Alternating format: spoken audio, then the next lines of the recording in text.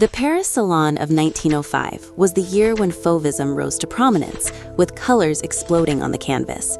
However, amid the clamor of the art revolution, there was one painting that captured everyone's attention, with an extremely quiet, cold, and even unsettling air. This is Albert Matignon's Morphine. In the picture, three elegantly dressed noblewomen appear.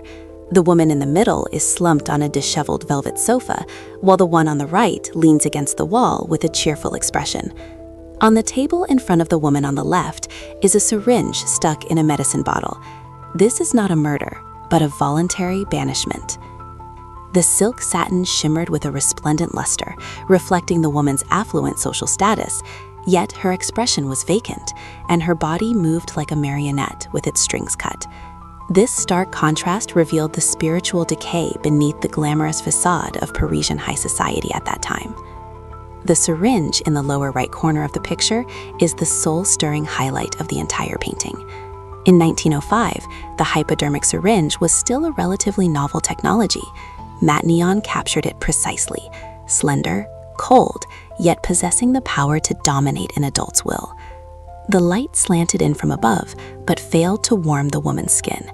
She was in the heavenly moment after the drug took effect, or the last indulgence before regaining consciousness.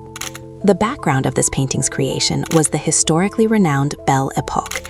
It was a golden age of technological explosion and artistic prosperity. However, in the shadows of this era, morphine was spreading like a plague. At the end of the 19th century and the beginning of the 20th century, morphine was not a prohibited drug in France. It was initially promoted by doctors as a panacea for neurasthenia, migraines, and female depression.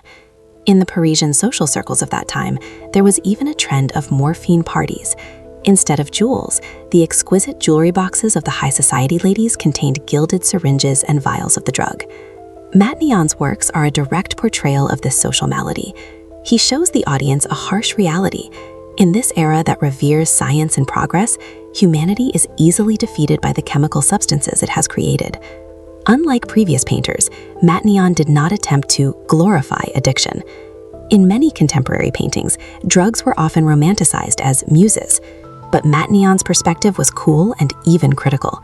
He stripped away the veneer of class, allowing the audience to see that whether you are a laborer in the slums or a noblewoman in the salon, in the face of morphine, dignity vanishes. The theme of the painting is not merely addiction, but rather loneliness. In that Paris of revelry and merriment, this painting was like a clarion call, shattering the illusory prosperity of industrial civilization. The 1905 salon has long since closed, but this cold sculpture left by Matignon still has vitality. What he recorded was not merely a dark history of drugs, but also the eternal vulnerability of humanity. When we look at this morphine again today, it still questions us. In the fast-paced and high-pressure civilized life, are we also seeking our own, that invisible syringe?